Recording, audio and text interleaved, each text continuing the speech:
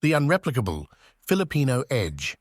Why the world struggles to imitate the Philippines' global success. Have you ever stopped to wonder why so many countries around the world try to emulate Filipino achievements only to fall short?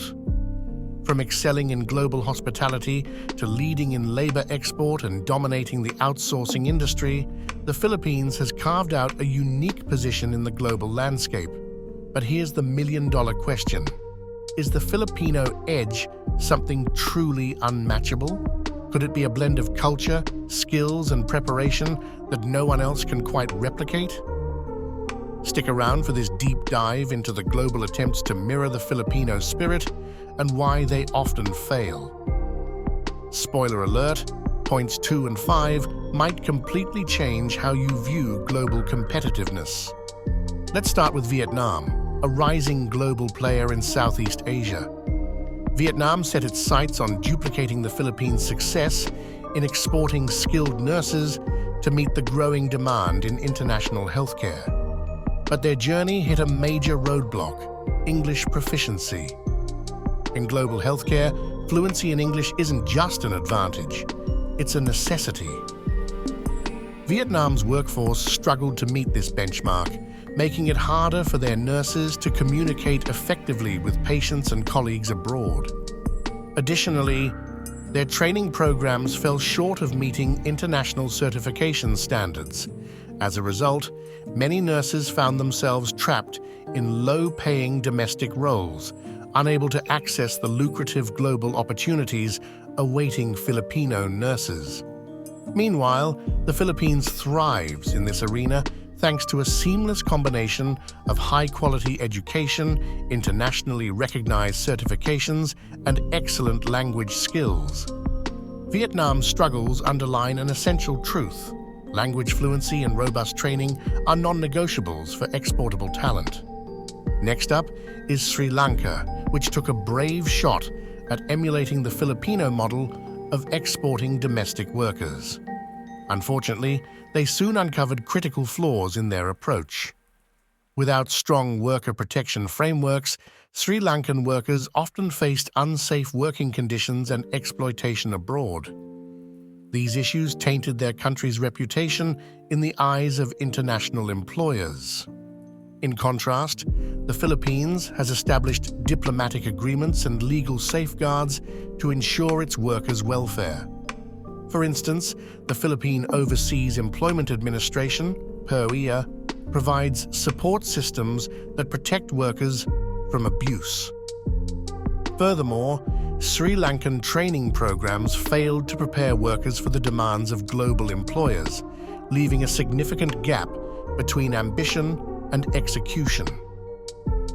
Here's the key takeaway. A solid foundation in worker protections and skill-building programs is critical for success in the labor export market. As economies shift toward knowledge work, Myanmar sought to replicate the Philippines' multi-billion-dollar outsourcing industry.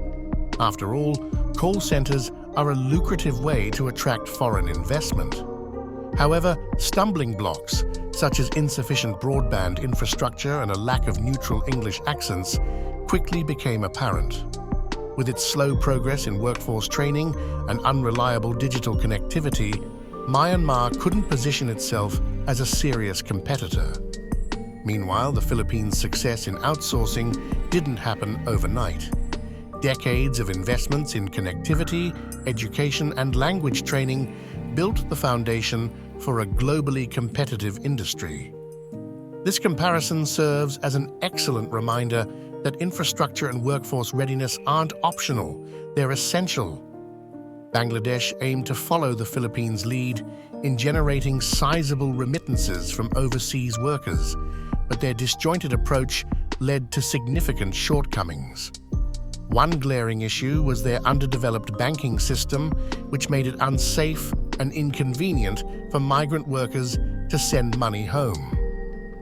This lack of secure financial channels eroded trust and reduced the appeal of working abroad. Additionally, Bangladeshi workers often entered the global workforce underprepared, with inconsistent training programs failing to meet international standards. Here too, the Philippines excelled by implementing structured certification and training systems that equipped workers for high-stakes roles abroad. The Bangladeshi experience showcases the importance of creating a coordinated ecosystem that fosters trust and competence in the global labor market. Hospitality is one of the industries where cultural adaptability shines. India decided to challenge the Philippines' dominance in the global cruise industry by preparing workers for international hospitality roles. However, the lack of structured training programs and government support quickly became a bottleneck. Language barriers and cultural misalignments further complicated the situation, making it hard for Indian workers to integrate into diverse, high-performance teams. On the other hand, Filipino workers, known for their warmth, adaptability, and exceptional service, continue to stand out. The lesson here is clear. Industries like hospitality demand more than technical skills. They require a cultural readiness that cannot be overlooked. Inspired by the Philippines, Nepal hoped to increase its footprint in global labor markets. Yet fundamental gaps, like a shortage of technical schools and resources, left Nepali workers inadequately prepared for specialized jobs. Without standardized certifications and established partnerships with international employers, Nepali workers struggled to find competitive opportunities abroad. This stark contrast highlights the importance of preparation and collaboration. The Philippines has long invested in creating globally recognized training programs and cultivating relationships with host countries, setting workers up for sustained success. With its extensive coastline, Indonesia aspired to rival the Philippines in maritime training and certification. However, weak oversight and lackluster training facilities made achieving international standards an uphill battle.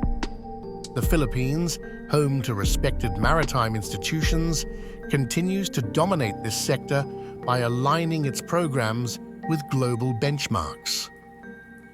Indonesia's struggles demonstrate the importance of government support and adherence to international requirements when building a competitive workforce. Cambodia hoped to challenge the Philippines' thriving English as a Second Language (ESL) market by establishing language centers. Unfortunately, a shortage of qualified teachers combined with outdated teaching methodologies meant their efforts fell flat. Cambodian students were unable to achieve the level of fluency necessary to compete on the global stage. In contrast, the Philippines remains the ESL leader thanks to innovative teaching techniques, qualified educators, and cutting-edge training programs. If anything, Cambodia's experience proves that staying relevant in a highly competitive market requires continuous investment in quality and innovation. The healthcare industry offers tremendous potential for economic growth, so Laos set its sights on medical tourism, drawing inspiration from the Philippines. However, limited healthcare infrastructure and a shortage of internationally certified professionals kept them from realizing this dream. Without gaining global accreditation, Laos couldn't attract foreign patients in significant numbers. Compare this to the Philippines, which combines cutting-edge healthcare facilities with world-class staff to lead in medical tourism globally. The discrepancy highlights why infrastructure, credentials, and quality assurance are vital for building international credibility. Pakistan and Malaysia also attempted to mirror the Philippines, but in very different sectors. Pakistan's effort to grow its IT and outsourcing industries was thwarted by inadequate infrastructure and frequent energy disruptions. Language neutrality barriers only added to their woes, contrasting sharply with the Philippines' stable and ready infrastructure. Malaysia, on the other hand, looked to compete in the global entertainment market by nurturing versatile artists. However, limited multilingual talent and scarce international partnerships hindered progress. Filipino entertainers, celebrated for their adaptability and global appeal, continue to set the standard. Both cases show that technical readiness and partnerships are crucial for breaking into international markets. Timor-Leste aspired to follow in the Philippines' footsteps in developing maritime certifications.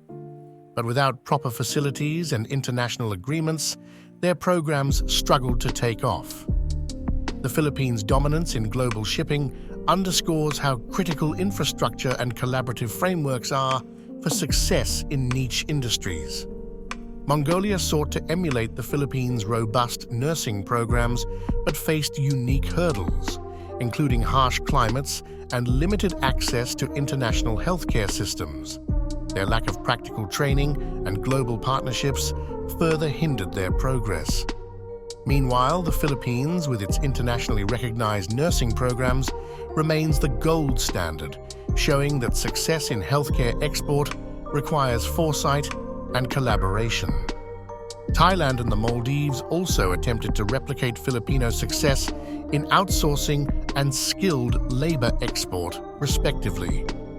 Thailand's efforts were strained by language barriers and a reliance on local markets, leaving them struggling to gain global traction.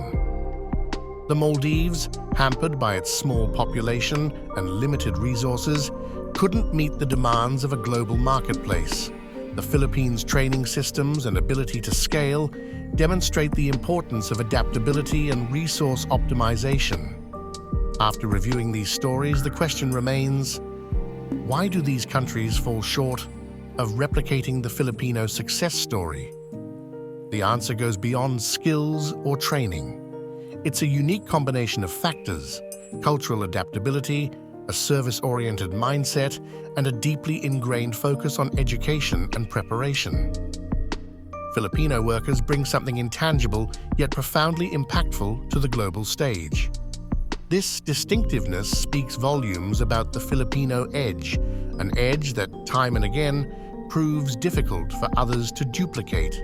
And as the global landscape continues to evolve, questions arise about the future of the Filipino workforce. What happens when Filipinos themselves start leaving the countries they've called home for decades?